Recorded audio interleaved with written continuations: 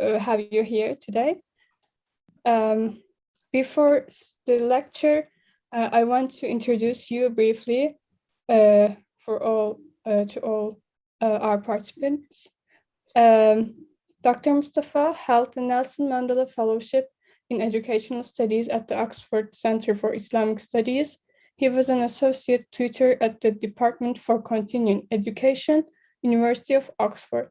He held an associate fellowship at the Said Business School, University of Oxford. He was awarded a visiting professorship at International Business School, University Technology, Malaysia. His main research was on value-based leadership and the seerah of Prophet Muhammad. Dr. Mustafa has special interest in e-learning and distance learning programs with special focus on Islamic studies. He taught courses at the Oxford University Department for Continuing Education, include Islam, Faith and Culture, and Islam in the Modern World. He has contributed to the Leadership Development Program of the Executive Education Center, Said Business School. He was an external coach and speaker on leadership competencies programs conducted in Malaysia, Brunei, Abu Dhabi, and Turkey. Dr. Mustafa has been a speaker on the program for Advanced Leadership and Management, Medina, Saudi Arabia. Dr. Mustafa acted as Islamic theology tutor for exchange students on the OPUS, Stanford University, or Sarah Lawrence exchange programs at Oxford University. Dr. Mustafa was invited in 2007 by the United States Department of State to take part in its International Visitor Leadership Program. That was a brief one, but I think we have an introduction. Aslına kadar. The floor is yours, Mr. Basil. Mustafa. Thank you, Sumera Hanım. I hope my voice is clear enough and the screen is shared. Yes. I would like to start by extending my deep appreciation and thanks for the Boğaziçi Yöneticiler Vakfı organization for organizing and hosting this virtual session. I've made some visits to BYV in the past, and it's a pleasure to come back and engage with them. The title of the presentation is The Art of Values-Based Leadership. And the art is a selectively chosen word, which means it's a skill that can be acquired through training and learning and education. As we all realize, managing the influences of modernization and globalization in any society, while maintaining the religious and social values of the people, in order to achieve, of course, a balanced and sustainable development is one of the primary challenges of our age. And it will require a special type of leadership. And through the presentation, I will probably make it clear why a special type of leadership is needed. Hence, the primary leadership challenge in this context is the development of young leaders who possess the capacity for excellence. They want to do their best and they want to achieve the best for themselves and their countries and their institutions, whether it's a profit-making organization or a public organization. But at the same time, while trying to achieve excellence, their hearts are firmly connected to the Creator. And that is also a necessary requirement of what I call values-based leadership. And in this context, the training of the soul becomes as important to achieving our development goals today as is training the mind itself. So when people are trying to develop their skills, mathematics, science, literary skills, everything that creates productivity in society, that creates development, that increases GDP, they also need to be selective and careful how they train their spiritual values, because that is a deciding factor in the quest for excellence. So today there are three objectives. I have set up only three objectives for today's session. The first one is the participants will understand the meaning of authentic leadership and values-based leadership. So we will explain those two terms and their wider meanings. The second objective is to identify your core personal values and what is important to you, and especially the value of self-awareness capability, which is essential to leaders' development. So we will reflect on the meaning of self-awareness and how do you create self-awareness within yourself. The third objective or learning objective is the participants will be able to appraise values-based leadership from an Islamic perspective by examining, learning about how the Prophet, peace be upon him, led his transformational change in society. So these are the three learning objectives. And we'll start again by showing this slide of why is it important to meet this leadership challenge. So training of the soul is as important to achieving our development goals today as is training the mind. And in the present global situation, we cannot overstate the case for an inspiring educational strategy that will place Islamic values and social responsibility at the heart of our professional business development and economic activity. I think these two must be related in order for our societies to achieve what I call a sustainable, long-term and balanced economic development.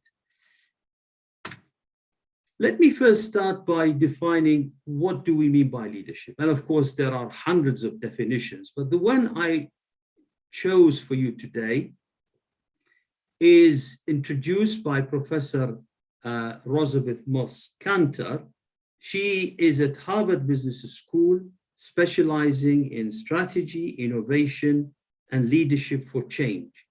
And she is the author of about 20 books on the subjects. And I prefer to use her definition of leadership, which is the art to inspire action and guide people in productive directions. So the art of leadership is to inspire action and guide people in productive directions. And the two words that I would like to highlight is inspire and guide. So leaders must be able to inspire their followers, their subordinates, those who are guided for them, and also show them the way to productive directions or a more meaningful purpose in life. That is the definition of leadership which I would like to choose today for our discussion. Now, why values? Let me first, this is not a notion that I came up with. There were experts previously and more recently who have emphasized the role of values in the economic development and in any economic activity. Let me give you just one example. The World Economic Forum Global Agenda Council in 2014 to 2016. This is a panel of world experts who convened for 2 years looking at how do we create more economic development and sustain that throughout our times. And this is their verdict, and they have mentioned this in their white report, and I quote from the white report.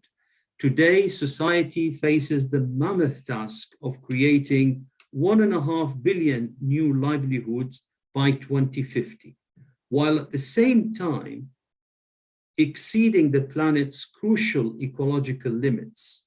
With the start of the fourth industrial revolution, human progress may either suffer through a catastrophic setback or experience a positive transformation. And in the opinion of those world experts, what will make the difference between a catastrophic setback for humanity or experiencing a positive transformation socially and economically?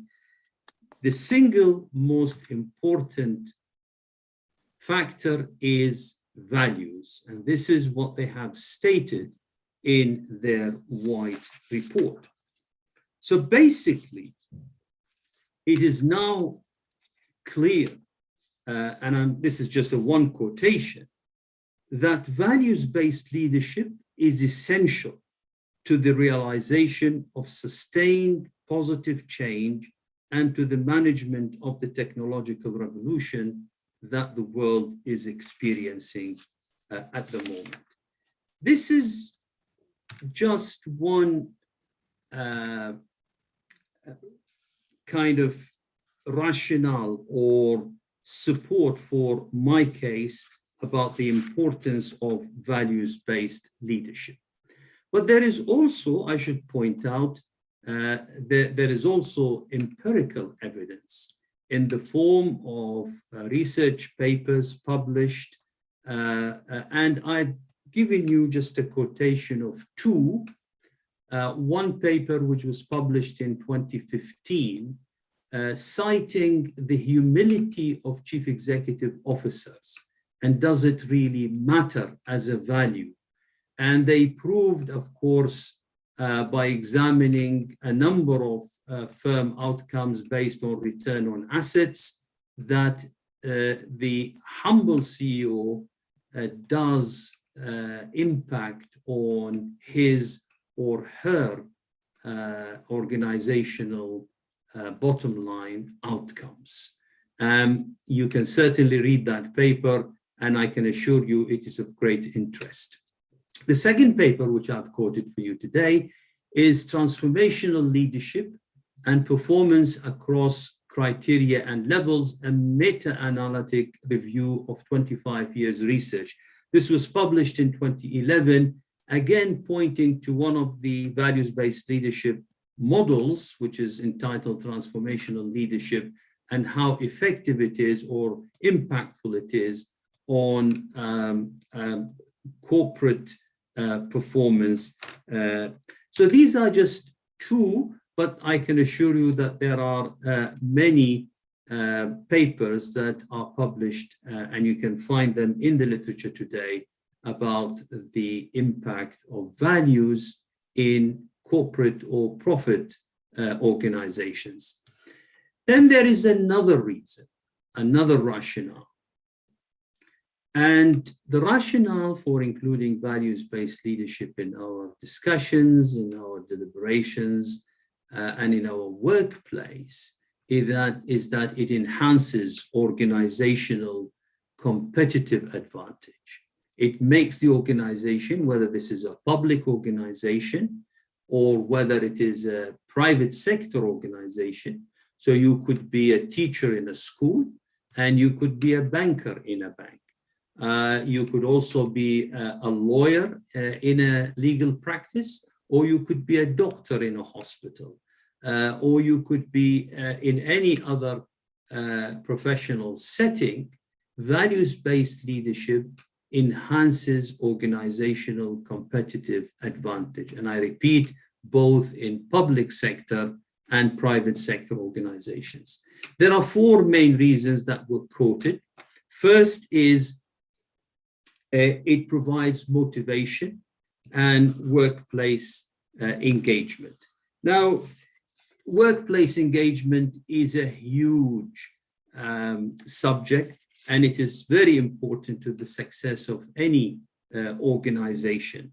If you just Google the State of the Global Workplace report published annually by Gallup, and they look at workplace engagement and how it affects our organizations, as I said, either public sector or private sector, you will see the impact of employees being truly engaged, meaning they are interested in the work they do, and they are excited when they come to the workplace, and they can contribute more, to others who are disengaged and they don't contribute much.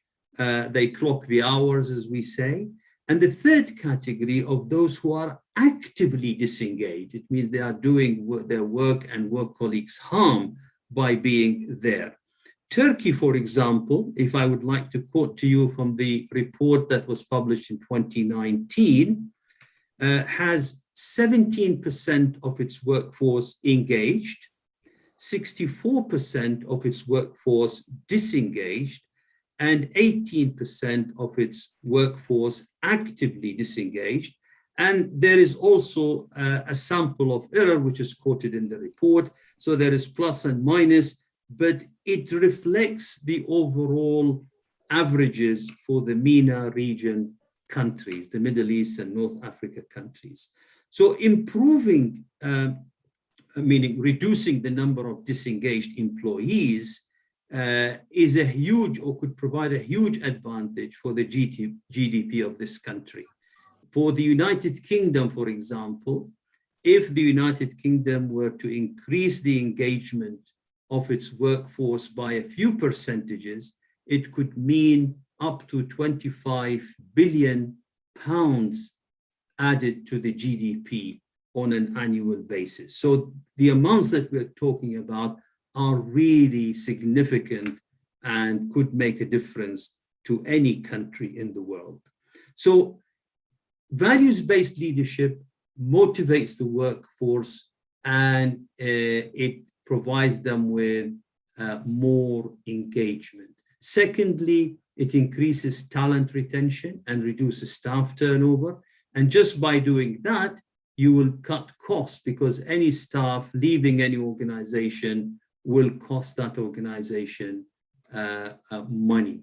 And therefore, by increasing talent retention, reducing staff turnover, you are saving your organization actively money.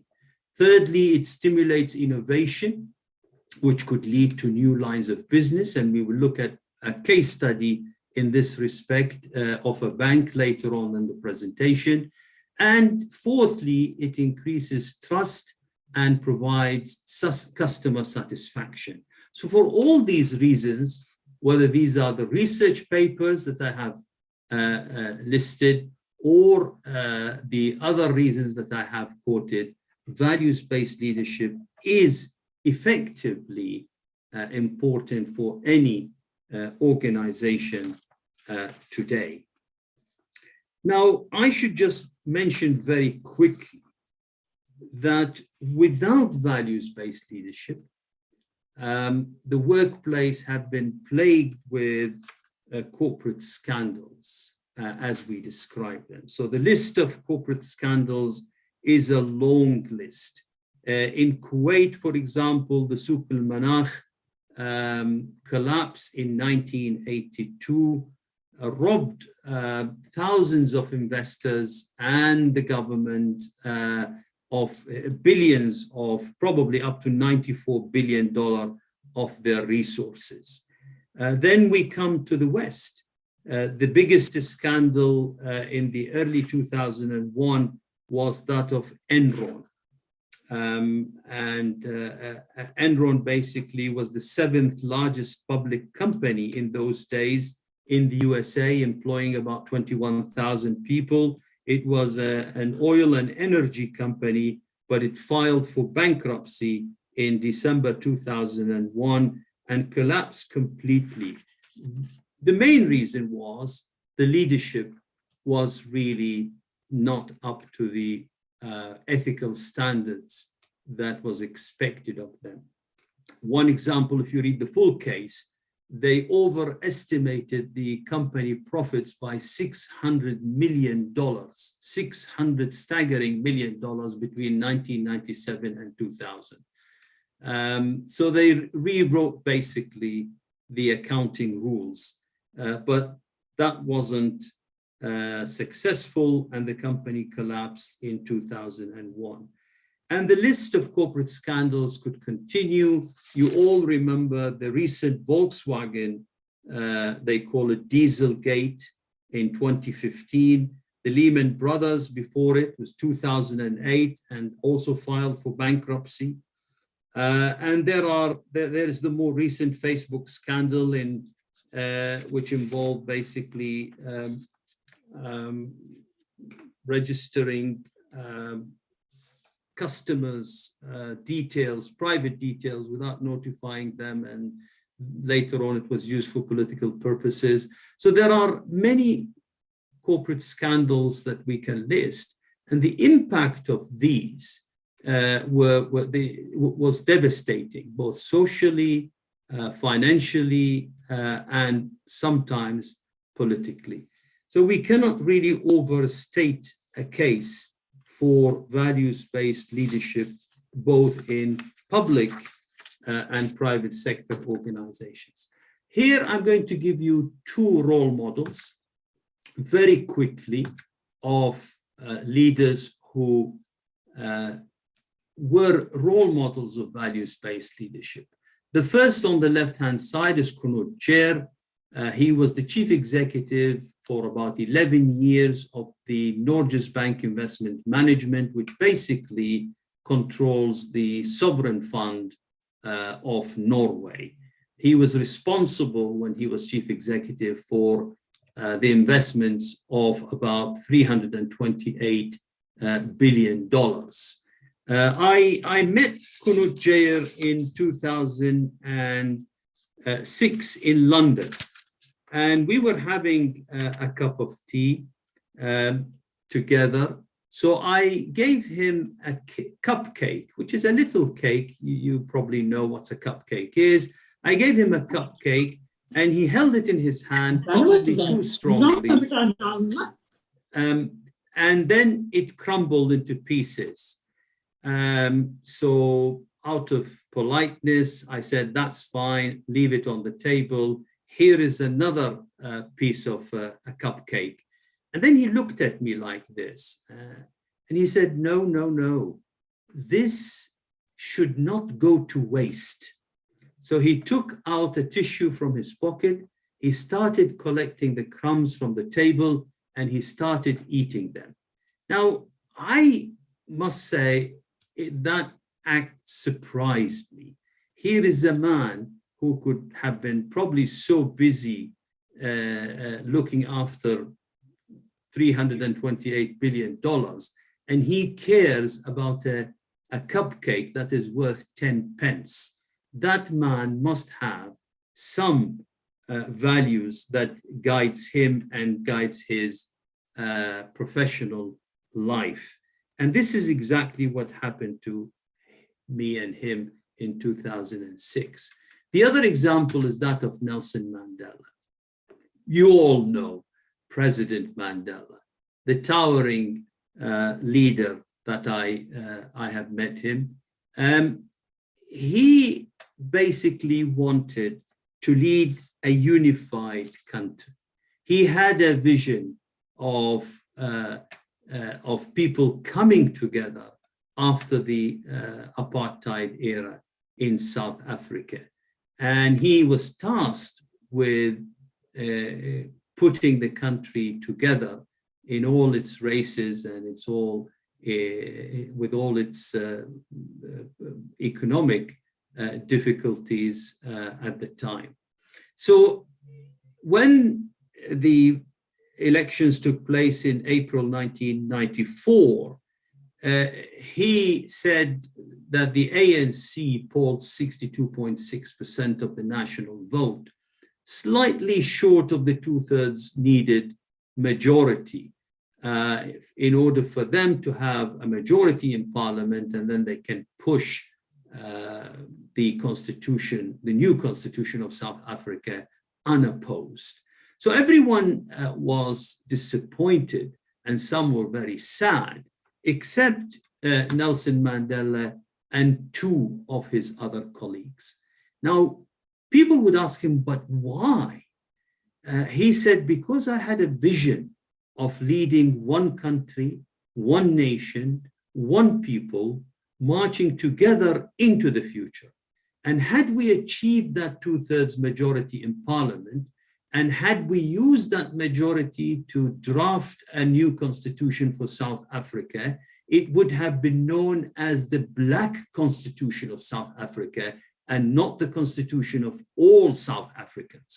So this is the value of inclusiveness that he used in order to lead his country. And I think one can say that he led his country during the 5 years of his presidency in a very successful way. So he was certainly a leader that was inspired by certain values. In your own history, I would like to quote to you, and I'm not a specialist in Ottoman history, but certainly it's a case worth looking at, and that is of the 16th century Ottoman scholar, Canalizade Ali. He published his book of ethics, Akhlaq Aliye, and it's a seminal book. It's a very important contribution to the literature of ethics in 16th century Ottoman Empire.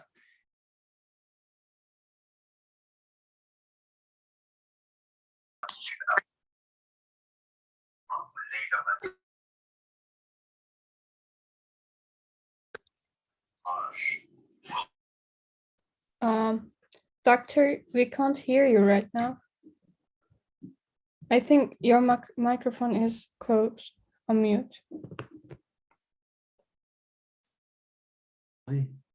Is it now okay? Yes. Okay. Is it okay now? Yes. Okay, I'm sorry, yeah. So did you hear what I said about Canalizade Ali Chalabi? We could hear the beginning part. Like I was just pointing out that from Ottoman history, this is a case of a scholar who notably published on ethics and morality. And if you would like to examine that as part of your own history, it would be good. And certainly you can find that in your own literature.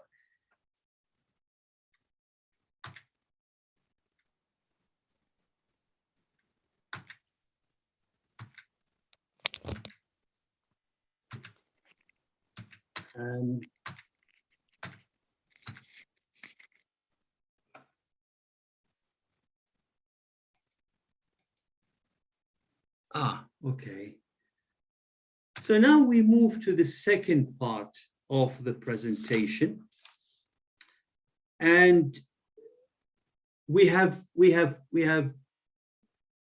quoted examples like Kunut Jair, like Nelson Mandela. But someone might ask, do we have in our own Islamic history a role model that one can use for the kind of values-based leadership that we are talking about?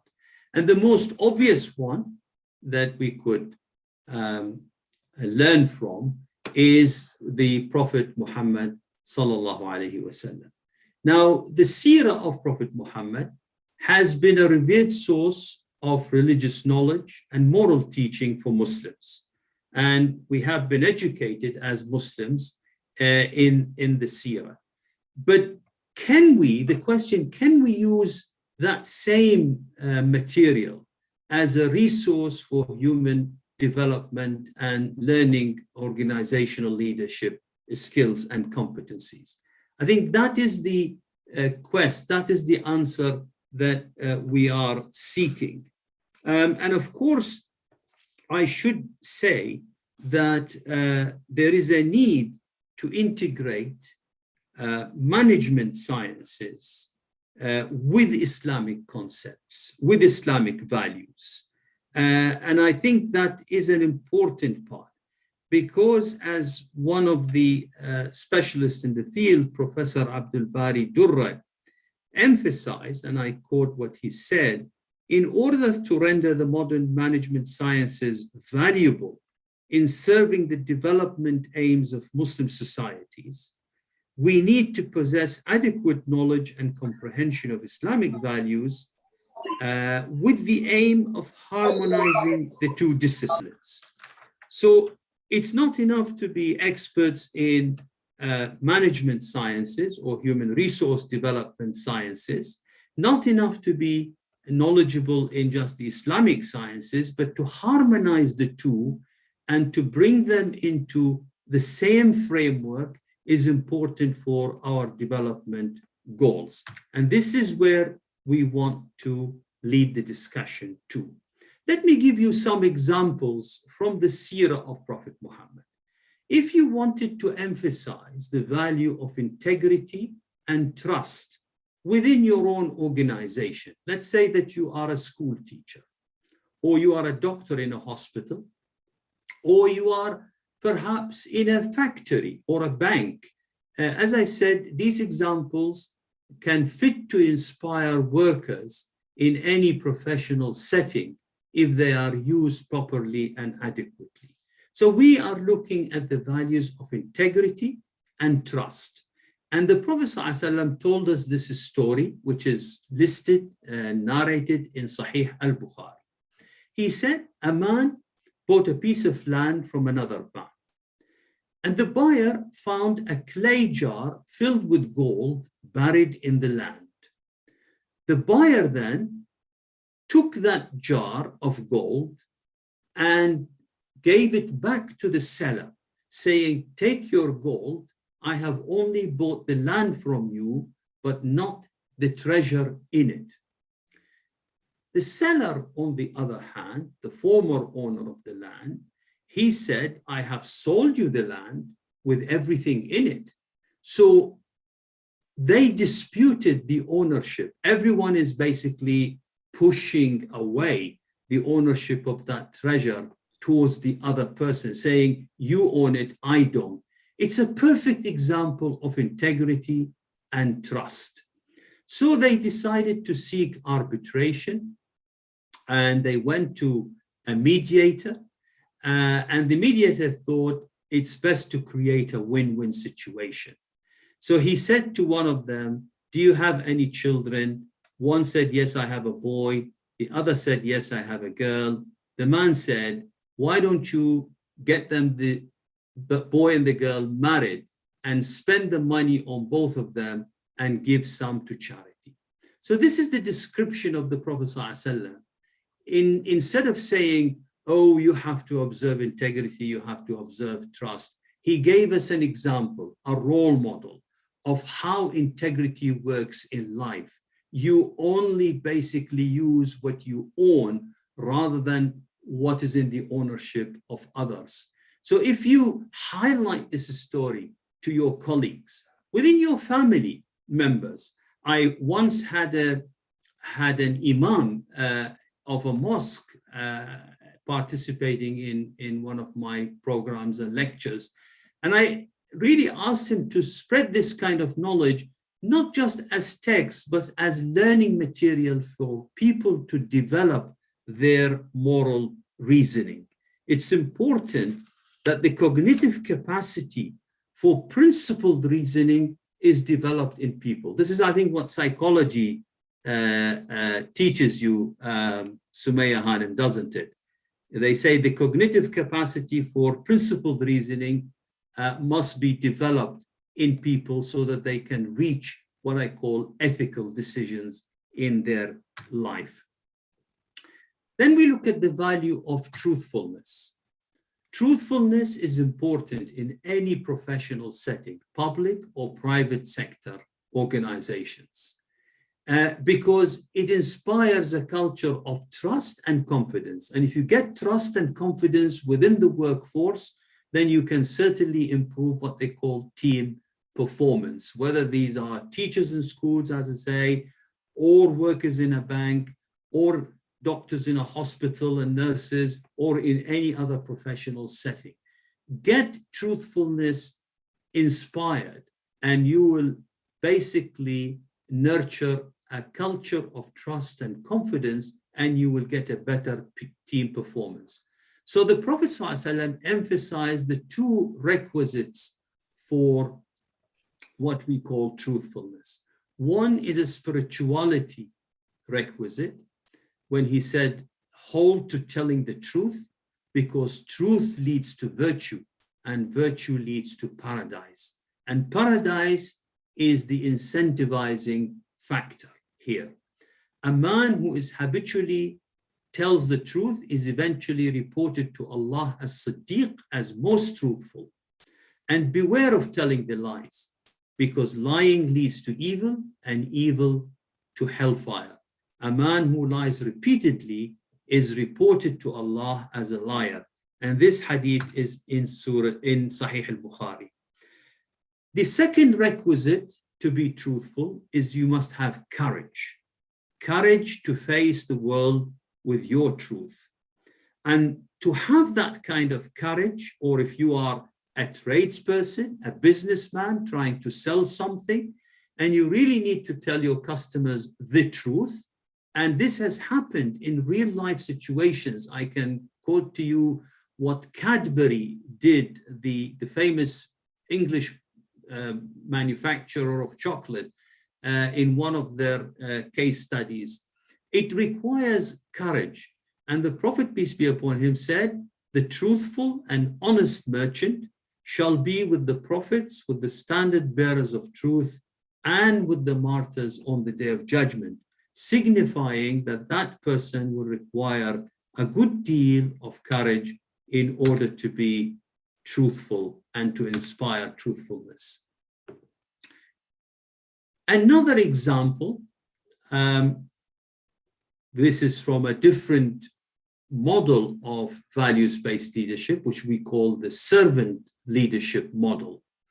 Here is the Prophet, peace be upon him, migrating from Mecca to Medina, and halfway through, when they were so exhausted, him and his three other companions, they were so exhausted, tired, hungry, and thirsty, they arrived at the camp of a lady called Atika bint Khalid al-Khuzaiyyah. So obviously the first thing they have asked for is, would you have some food or water or milk that we can use, and we are ready to pay for it? She said, truly, if we had anything, we would not be lacking in showing hospitality. The Prophet cited a goat to one side, and the goat was showing visible signs of physical weakness. So he asked the question, look at the question, does this goat have any milk? Ma'bad replied, she is too weak to have any. And the Prophet responded by asking permission from her. May I have your permission to milk her? And the woman said, if you see any milk in her, then you may milk her. I want you to visualize the scene here. I want you to visualize it as a story unfolding in front of your eyes. I want you to see that conversation between the Prophet, almost the greatest man on earth at that time, and between a Bedouin woman sitting by her tent. The Prophet then milked the goat, touched the udder, it flew, and he basically filled one of the vessels. And the first thing he did, he presented the vessel to Ma'bad to drink, before himself and before his three other companions. She drank, and then he gave it, he passed that vessel to each and every one of his travel companions, and then he drank last. And he drank last. Then finally he milked the goat once more and left that for Ma'bad and her family. what does this story tell you? If you narrate it to your colleagues, if you teach it to your family members, if you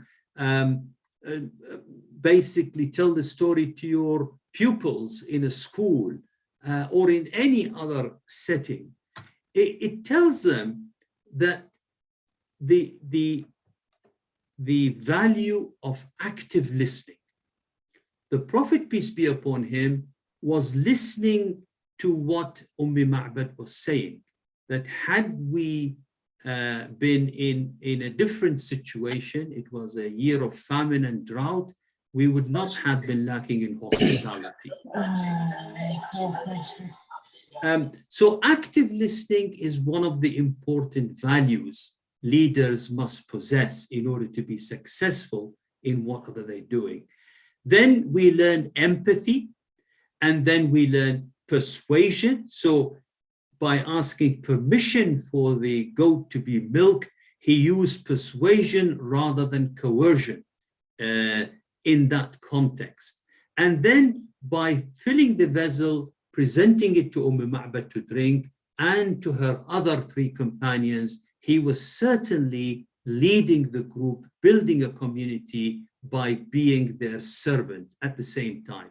And this is the essence of the servant leadership theory propounded by Robert Greenleaf in 1970, that the leader is servant first, and he gains his leadership attributes from being servant to his colleagues and to his community. So we learn a great deal from this particular story if we want to use it. Now we come to the final part of the lecture, and it is, how do you develop values-based leadership in yourself? And we are going to answer this question through the following slides. First, we're going to tell you about authentic leadership. When 75 members of the Stanford Graduate School of Business Advisory Council were asked to recommend the most important capability for leaders, and their answer was almost unanimous. Their answer was almost unanimous, and this is self-awareness. So this is where the journey to values-based leadership starts, ladies and gentlemen. Self-awareness is the starting point for your values-based leadership. Now, what does self-awareness mean? Self-awareness is your ability to know your values, your emotions, and what you care about most accurately. Basically, it includes your needs, your skills, your values, your hopes and aspirations in life, and also your interests. And that is equally important. These factors will inform your decision-making process, especially in your professional career and in your professional role. So self-awareness is important. Now, there is another way expressed by Professor Harry Kramer. He's saying, if you are not self-reflective, how can you know yourself? If you do not know yourself, how can you lead yourself? And if you cannot lead yourself, how can you be leader to others? That's a very logical approach to the importance of self-awareness to every dedicated leader. So that's where really your journey to values-based leadership starts. Authentic leadership is described by Bill George as a component of 5 concepts. First, authentic leaders are those who understand their purpose. So if they are a teacher in a school or a head teacher in a school, they understand the purpose of that school and what is its primary objectives. If they were employees in a bank or they are bank managers. They understand, and I will give you an example from the banking world where people will say finance and values don't meet actually. It's very difficult to bring them together, but they do if you want to believe that they are interlinked and they are important. So authentic leaders are those who understand the purpose of their organization and what they are trying to achieve. And they also have strong values about what is wrong and how to do things in the right way. They establish trusting relationships with others, so they develop trust, and that is an important quality or a value. They demonstrate self-discipline. In fact, what they say, they walk the talk. So it's not just they preach and they say this is a good thing, but they do what is needed in order to demonstrate the good thing. So they walk the talk and they are self-disciplined to act with their values. And fifthly, they have a lot of passion. They act from their heart. When they wake up in the morning, they are always enthusiastic to go to that place of work and to achieve their primary aims. Let's look at the finance world and values. And perhaps this is where the crunch of the matter is.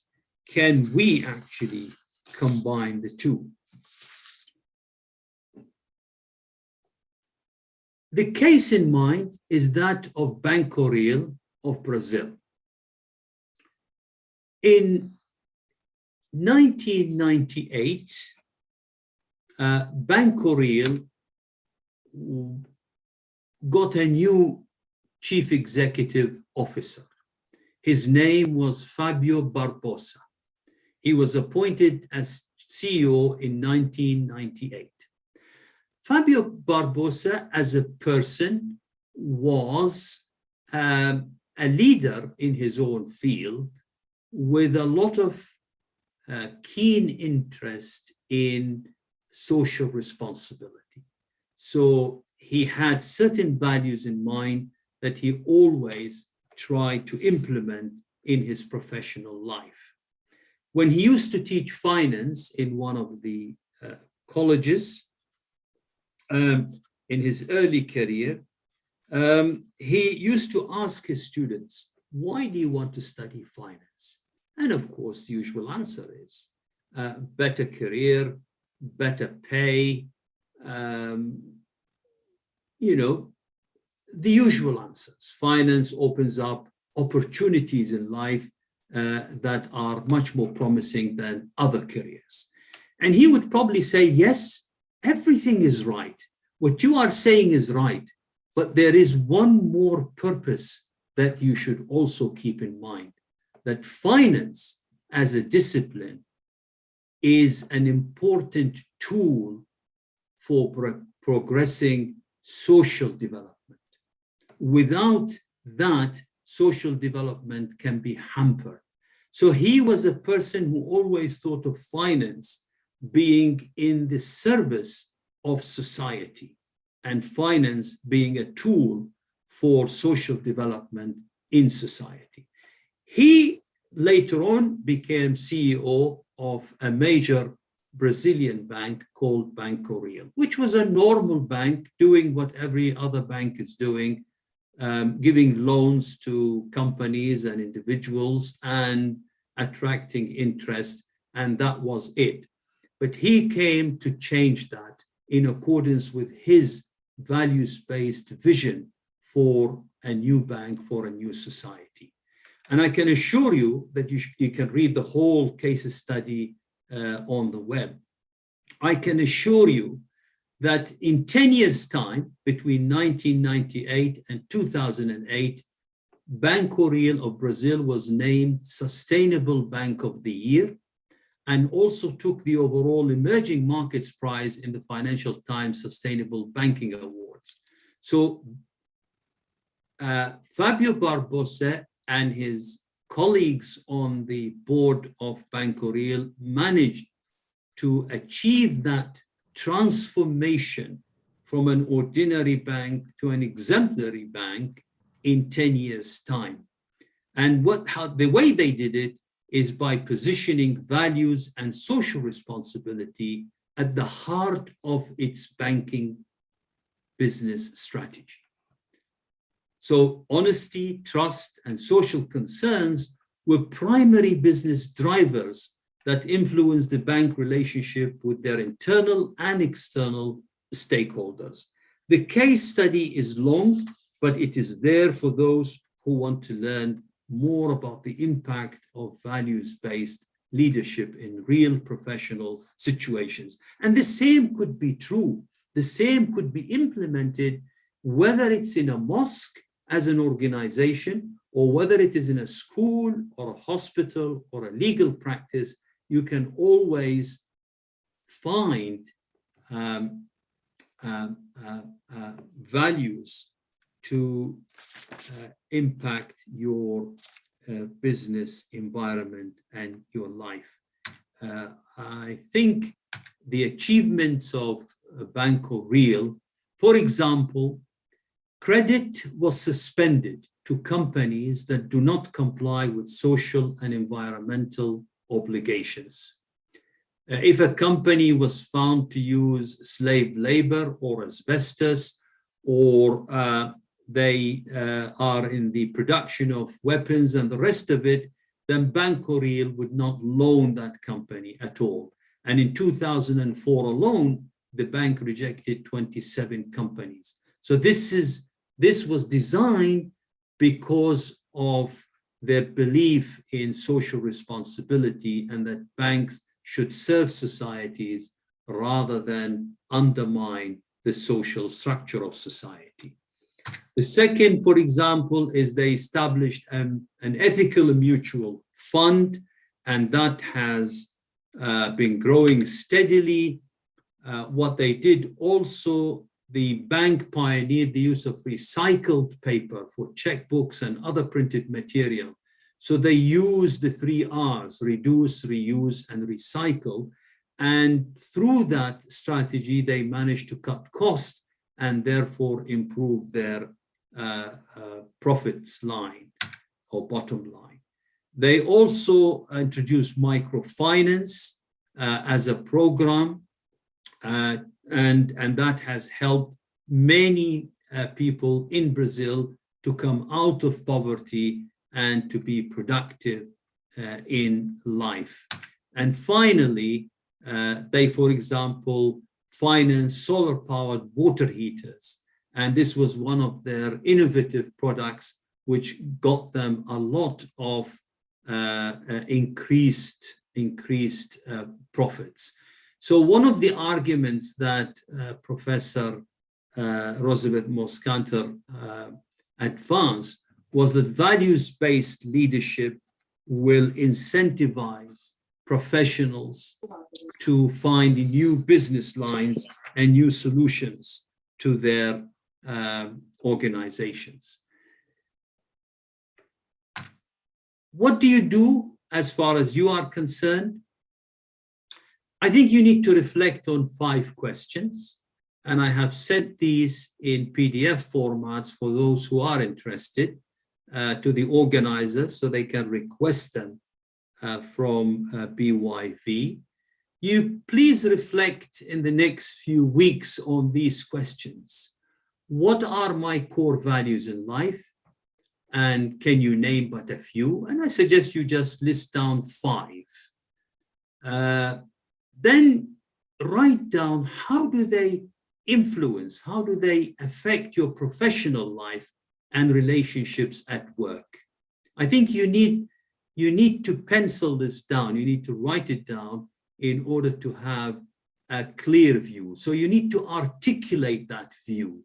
How does it affect your professional life, wherever you are working, and your relationships at work? Then question 3, what is it that people value you for? What do you bring to your organization? That is an important, your strengths, and finally your weaknesses. Put that in a table like this.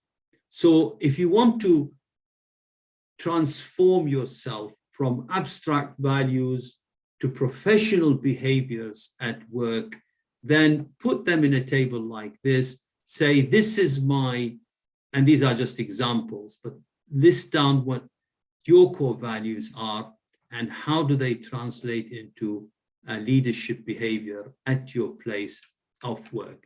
Then this will be your first developmental stage where you will start looking at each and every one of them in more details. The final thing I would request all my participants to engage with is over the next 6 months, try and identify 2 things that you will start doing to improve your leadership performance. 2 things, 2 positive things that you have found so far difficult or out of your comfort zone, what I say. 2 things that you will start doing. You will incentivize yourself, you will encourage yourself, you will inspire yourself, and thus inspire other colleagues to do. 2 things that you will start doing, and also 2 things that you will stop doing. I had one of my participants earlier in earlier programs to say that I will start listening more and talking less.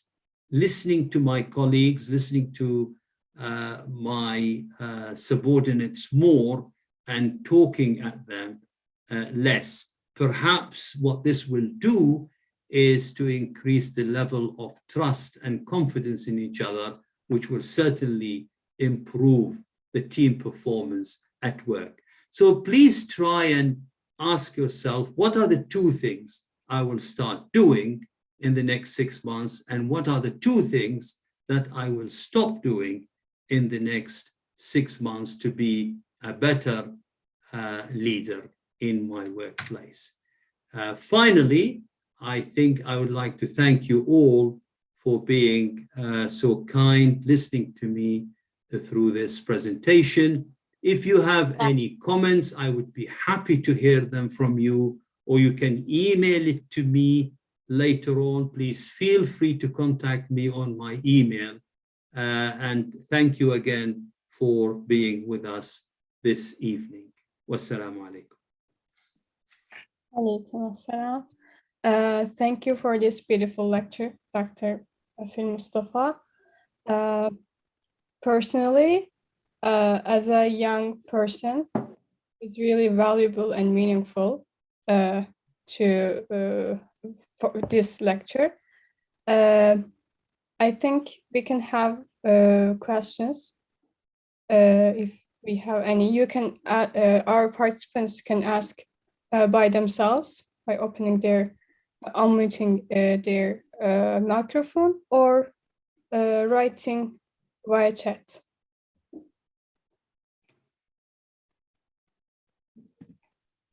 Well, I can ask my personal question. Well, as a psychology student, the moral reasoning part really interested me. I want to especially ask that what is the importance of storytelling, especially hadith and life of Prophet Muhammad and qissa, stories from Quran in developing this moral reasoning? It is extremely important for these reasons. Let me first say that the Prophet Muhammad has explained the purpose of his mission in these words. He said, إِنَّمَا بُعِثْتُ لِأُتَمِّمَ مَكَارِمَ الْأَخْلَاقِ.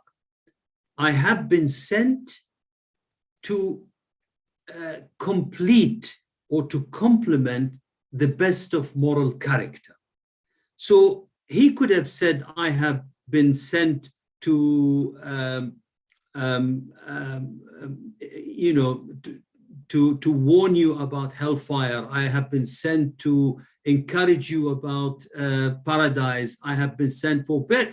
But he chose this single phrase that I have been sent to complement or to complete the best of moral character.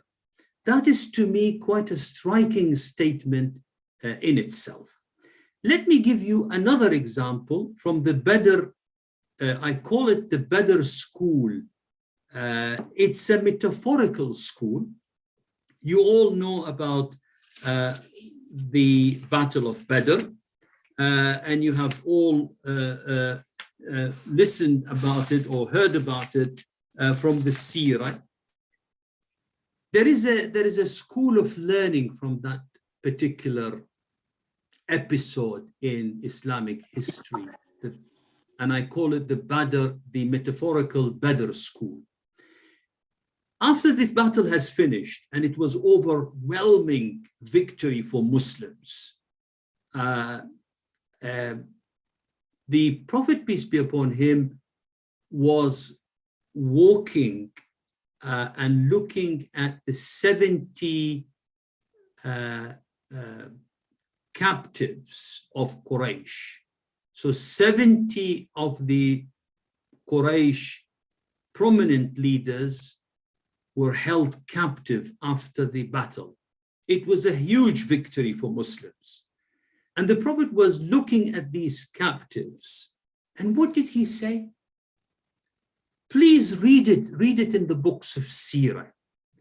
It's an astonishing statement. He could have said many things, but this is striking statement of his. Had Al-Mut'im ibn Uday been alive today and asked me to release these miserable captives, I would have obliged. Now, this is his statement. Had Al-Mut'im ibn Uday been alive today and asked me to release these miserable captives, I would have obliged. Now, who was Al-Mut'im ibn Uday? Al-Mut'im ibn Uday, ladies and gentlemen, died. He died as a mushrik years before the Battle of Badr. Now, why would the Prophet say something like that and announce it to everyone? It's for the same reason. Al-Mut'im ibn Uday, although he was a mushrik, but he was a noble person with some very good values. He was the person who defended Prophet Muhammad after he came back from Ta'if, and he was in fear for his life. So he asked Al-Mut'ib to protect him, and Al-Mut'ib ibn Uday obliged, and he announced to the rest of the Quraysh that I am protector of Muhammad, don't harm him. And therefore Muhammad was able to come back to Mecca and enter it in the protection or under the protection of Al-Mut'im ibn Uday when he came back from Ta'if. Al-Mut'im ibn Uday was one of the leaders who tore off the agreement of sanctions against the Muslims. And he thought it was inhumane and unnecessary. And therefore he opposed it and he went to tear it off. And he was one of the pagans in Mecca who ended that inhumane embargo against the Muslims. So the Prophet ﷺ knew that Al-Mut'im ibn Uday died as an unbeliever. And yet here he is in the battle, after the Battle of Badr, saying this remarkable pronouncement. Had Al-Mut'im ibn Uday been alive and had asked me to release these miserable captives, I would have obliged. Imagine the resonance of that statement on the rest of the community. It is a perfect example of building cognitive capacity of the people around you for principled reasoning. Because I'm sure everyone was asking why. What's the purpose of this statement? Al-Mut'im is not even alive. Al-Mut'im, when he died, was not even a believer, but yet the Prophet ﷺ is mentioning him in this context because of his noble values and because of his support for the Muslim community when they were in Mecca. So it was another example, psychological perhaps, that I should quote to you of developing this cognitive capacity for principled reasoning. And this is how you build it up within your community, within your family, within your particular organization. You come up with statements, you come up with plans to encourage people to reflect on how they make ethical decisions and they implement them in their own professional environment. Is that another story that makes it a bit clear? Because really people do ask, why did the Prophet say this thing? Al-Mut'im wasn't alive, he died when he was an unbeliever. There was a purpose to it, and the purpose was, as you were just pointing to, is to build that cognitive capacity for principled reasoning within the wider community that he was leading. Yeah. Thank you. Do we have? Maybe I can ask a question. Okay. Thank you, Dr. Mustafa. It was a valuable and inspiring lesson, actually. We learned a lot today about the values of leadership, especially derived from our own civilization. We are trying to read many books about personal development, about leadership, but almost all of them are translated from the West, actually. We don't see such values in those books. Actually, as Boğaziçi Yöneticiler Vakfı, Boğaziçi Executive Foundation, the name of our foundation has executive. As foundation, we are trying to help our students and graduates to increase the leadership capacities. Actually, you know, there's a huge gap, talent gap in leadership in Muslim world, especially. I know you have an institute called MILE. Can you give us information about that MILE? Maybe we can cooperate in the future, actually. Indeed, Salim Bey, the MILE is a short, it's the Medina Institute for Leadership and Entrepreneurship. It is led by Dr. They call him 3M because his name is Muhammad Mustafa Mahmoud. So, they are a very specialized institution dedicated to the development of leadership within Muslim countries. And they have some expertise, and I would encourage you certainly to write to Dr. 3M. If you Google their website and get their contact details, they may be able to certainly cooperate with BYV, and I'm sure that they will be quite happy and interested in your approach. And I'm also quite happy to support your approach to them in any way possible. But they are an active institution situated in Al-Madinah Al-Munawwara in Saudi Arabia, and they have some very good expertise in there. Not a very large institution, I should add, but a special institution with some good expertise there.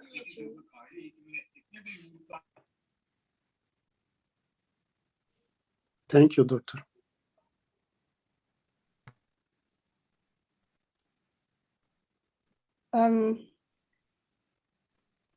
if we don't have any question, I can ask one more. Well, I'm a university student, and I find that many university students find themselves in a life full of academic work, and this could be sometimes overwhelming and inadequate in developing mastering the art of values-based leadership. So apart from academic life apart from academic life, what would you recommend us? What activities or which platforms do you recommend us to develop these skills and values? Thank you. That's, I mean, as I said, in the programs that I have been involved with so far, there were people from different academic and professional backgrounds. So I had an imam of a mosque, I had an economist, I had bankers. One of my last or more recent presentations was to a development bank in Malaysia, for example. And this is all to enable them, to encourage them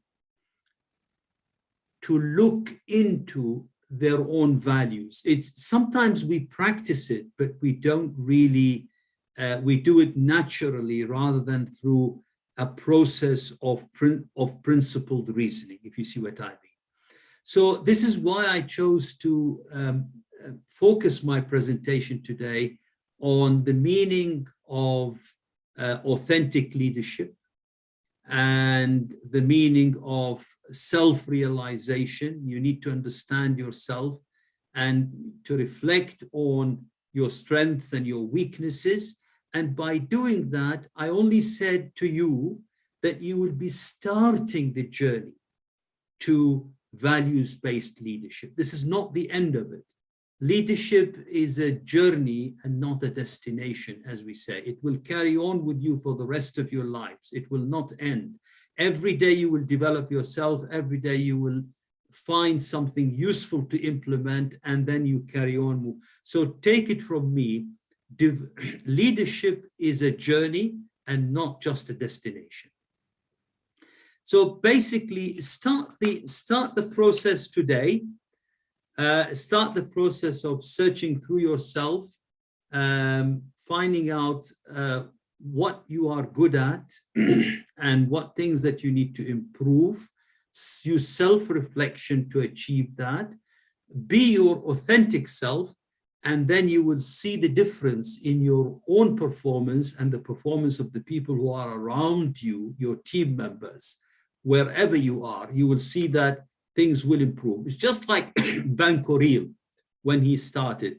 Unimaginable that he will take a bank from a normal, traditional bank practices to a bank that serves society as well as making profit, because their profit margins have improved dramatically, if you read the report. So he was able to achieve all that because he believed in his mission, that banks have a societal role and they are there to serve the society while making profit at the same time. So he believed in that, and he was able to transform his bank to a new bank for a new society. Thank you. We have one last question from one of our participants. Can value-based leadership capability or skills be preceded, and what are the dimensions of value-based leadership? Can you read that, please, again? Can value-based leadership capability or skills be preceded, and what are the dimensions of value-based leadership?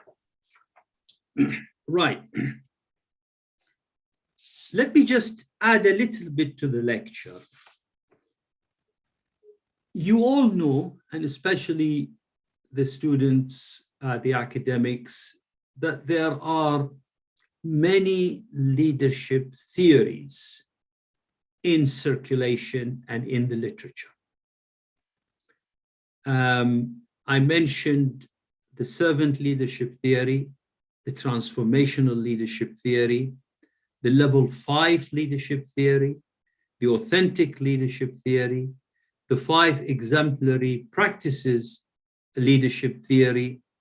So there are many and many, and I can't count them really all.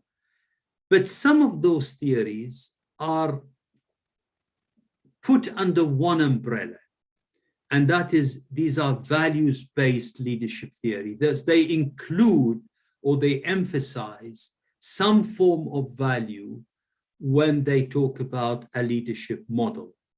And therefore, you can learn about values-based leadership by learning more about these, what they call models that are proposed, and certainly they have empirical validation in the literature. I mentioned 2 today. I mentioned the authentic leadership theory and the servant leadership theory, but there are at least half a dozen more theories under the rubric, under the umbrella of values-based leadership theory. So learning about these, reading about them will improve certainly your acquisition of knowledge and certainly your practice. And the second thing I would like to mention is that you can only develop yourself is by using self-reflection and answering those questions that I have given you today. And today you will find answers. Next year you will find more answers, and the following year you will even find even more answers, and you will become better and better and better at whatever you're doing. It's not just that, but you will be able to influence the people around you, the people who are working with you. And therefore, the scope of what I call team improvement is huge. So if you are in a school, you will start with yourself and you will influence other teachers, other colleagues. If you are in any organization, you will do exactly the same. And therefore, the goodness will spread around throughout our organizations, and that's how society as a whole will gain. So just be confident of yourself, believe in yourself, and believe in your mission in life, and that is to be a values-based leader. Thank you, Doctor. I think we are coming to the end of this session. We're very grateful to you for accepting our invitation and giving this beautiful lecture. It was very fruitful and valuable for me and for our participants. And we're grateful to our participants for listening and participating, engaging in this lecture and session. Thank you for hosting it, and I'm very grateful for that. And thank you, inshallah, we'll meet you in the future.